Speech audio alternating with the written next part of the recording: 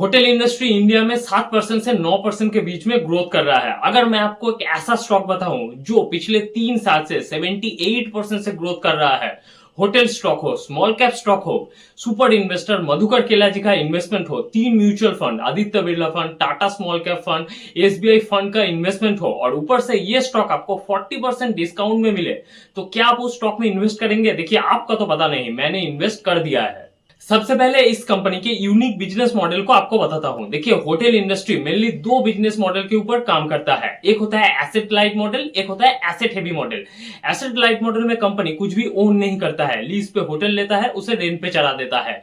और asset heavy model में company खुद का ही होटल बनाता है, फिर उसे रेंट पे देता है। मगर ये कंपनी ना तो एसेट लाइट मॉडल ना तो एसेट हेवी मॉडल, बल्कि एक्विजिशन लेड मॉडल के ऊपर काम करता है। मतलब कंपनी बना बनाया एक होटल को खरीद लेता है, फिर वर्ल्ड फेमस कुछ होटल ब्रांड के साथ कंपनी ज्वाइंट वेंचर कर देता है और फिर उस ब्रांड का नाम यूज करता है, उनका स्टाफ को यूज करता है, कंपनी उस होटल को मैनेज करता है। इसे एक एग्जांपल से आपको बता देता हूं। मान लेते हैं एक होटल महीने का 10 रुपए कमाता है। अगर कंपनी को लगता है कि इस होटल को एक्विजिशन करके हम इसी होटल से महीने का 15 रुपए निकाल सकते हैं, तो कंपनी उस होटल को जाके खरीद लेता है। यही है कंपनी का बिजनेस मॉडल। पूरे इंडिया में company third largest hotel brand है जो खुद के रूम्स ओन करता है।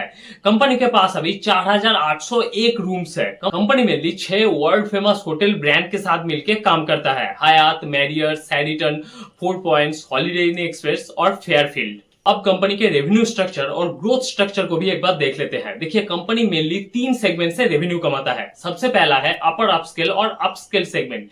इस सेगमेंट में कंपनी जो कस्टमर को होटल ऑफर करता है उनका रेंट थोड़ा ज्यादा होता है। यहां से कंपनी का 43% रेवेन्यू आता है और ये सेगमेंट 16% से ग्रोथ कर रहा है। दूसरा सेगमेंट है अपर मिड स्केल सेगमेंट। ये सेगमेंट इंडिया में सबसे ज्यादा ग्रोथ कर रहा है। यहाँ पे कंपनी कस्टमर को जो होटल ऑफर करता है उनका रेंट थोड़ा सस्ता होता है। यहां से कंपनी का 43% रेवेन्यू आता है और ये सेगमेंट 18% से ग्रोथ कर रहा है। तीसरा सेगमेंट है मिड स्केल सेगमेंट। ये सेगमेंट में भी इंडिया में बहुत अच्छा ग्रोथ कर रहा है। इस सेगमेंट से कंपनी का 15% रेवेन्यू आता है और ये सेगमेंट 10% से ग्रोथ कर रहा है। अब मैं आपको कंपनी का नाम बताता हूं। कंपनी का नाम है सैमी होटल। देखिए, किसी भी होटल कंपनी के लिए एक्सपेंशन बहुत इंपॉर्टेंट होता है, क्योंकि एक्सपेंड करेगा तभी नया होटल्स कंपनी के साथ ऐड होगा, नया कंपनी को रूम मिलेगा। तो पहले कंपनी के पास 4801 रूम था। कंपनी का प्लान है आने वाले सालों में 800 रूम और ऐड करके 5650 रूम तक जाने का। सैमी होटल की और एक खास बात है। देखिए, किसी भी होटल कंपनी के लिए एवरेज ऑक्यूपेशन रेशियो अगर 70% से ऊपर हो तो उसे अच्छा माना जाता है। एवरेज ऑक्यूपेशन रेशियो का मतलब है अगर कंपनी के पास 100 रूम है तो उसमें से कितने रूम हमेशा भरा हुआ रहता है, तो इसे 70% से ऊपर अच्छा माना जाता है। सैमी होटल का ये रेशियो 70% से ऊपर ही है। अब कंपनी के फाइनेंशियल्स को भी एक बार देख लेते हैं। देखिए, सैमी होटल का फाइनेंशियल पहले खराब था, अब अच्छा हो रहा है, क्योंकि कंपनी जब से चालू हुआ था 10-12 साल से कंपनी लॉस कर रहा था, अब कंपनी प्रॉफिट कर रहा है। कंपनी का सेल्स ग्रोथ अच्छा है, प्रॉफिट ग्रोथ अच्छा है। पहले कंपनी के ऊपर डेट था 2000 करोड़, अभी वो घट के हो गया है 1600 करोड़।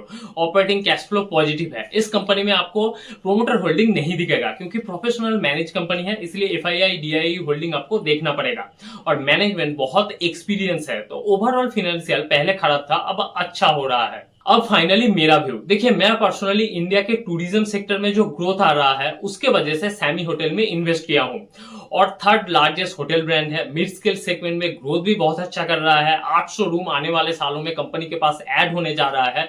तो इस हिसाब से मुझे ये कंपनी लगता है आने वाले 4 सालों के अंदर टर्न अराउंड करेगा। अब एक डिस्क्लेमर, देखिए, ये कोई बाय सेल रिकमेंडेशन नहीं है। मैंने वीडियो में आपके लिए कोई भी टाइम टारगेट या फिर प्राइस टारगेट नहीं दिया है, तो इसे बाय सेल रिकमेंडेशन मत समझिएगा। पर्सनली मुझे ये कंपनी बहुत अच्छा लगता है, मैंने इन्वेस्ट भी किया है, बाद में और भी करूंगा।